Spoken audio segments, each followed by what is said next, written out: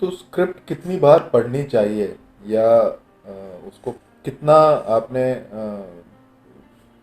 Repeat करना चाहिए? जहाँ तक मेरा मानना है,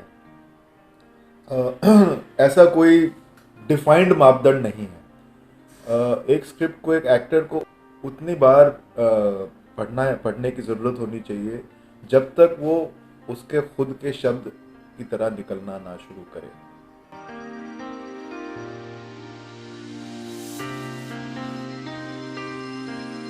क्योंकि जो पहली बार आपको स्क्रिप्ट दी जाएगी वो किसी और के शब्द हैं, किसी और के ख्याल हैं, किसी और की थिंकिंग है। एक एक्टर की रिस्पॉन्सिबिलिटी और जॉब है कि किसी और के शब्दों को, किसी और की समझ को, किसी और की परसेप्शन को अपना बना के दिखाने की।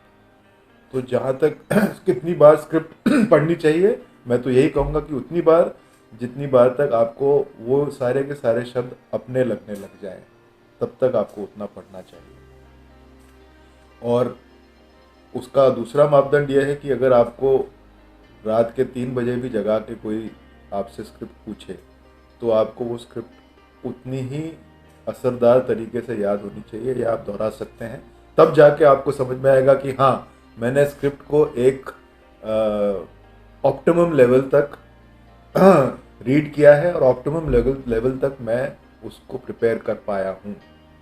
अब रिहर्सल का अगेन कोई एक एक एक्टर को कितने रिहर्सल्स करने चाहिए, इसका भी मेरे हिसाब से कोई डेफिनेट मापदंड नहीं है। कुछ एक्टर्स हैं जो बहुत ज़्यादा रिहर्स करने के इसलिए आदी होते हैं बिकॉज उस रिहर्सल के दौरान वो कई बार करने के बाद उसमें से एक सच्चाई का एक मापदंड या एक सच्चाई की लेवल ढूंढने की कोशिश करते हैं अपने मल्टीपल रिहर्सल्स करने के दौरान। और कुछ एक्टर्स होते हैं जिसके अंदर से सच्चाई पहले ही टेक में निकल आती है।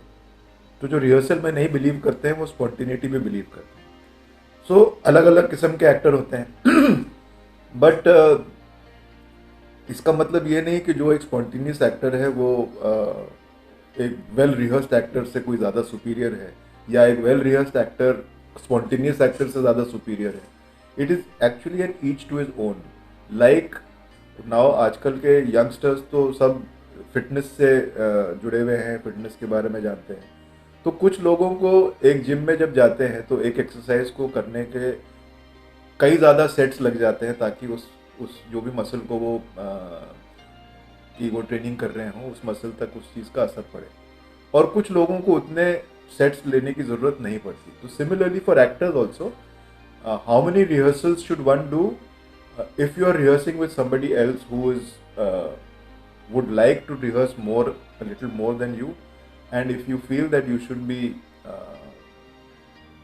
accommodative enough, then yes, do as many rehearsals as it would make, because ultimately it's the two actors who are going to be interacting with each other, and they should be comfortable and with each other. So that वो तब बात आ जाती है जब आप दो लोगों के साथ या एक से ज़्यादा लोगों के साथ आप उस चीज़ को रिहर्स कर रहे हो, तो वो उस पर डिपेंड करेगा। बट अगर आप खुद अकेले हैं उस शॉट में, तो उस टाइम तक जहाँ तक आपको लगे कि हाँ, अब ये मेरे अंदर से बात निकल रही है और मुझे अब ये कर लेना चाहिए, so there won't be any specific number of times as such. The barometer would be till such time that the words come out as if they are your own words.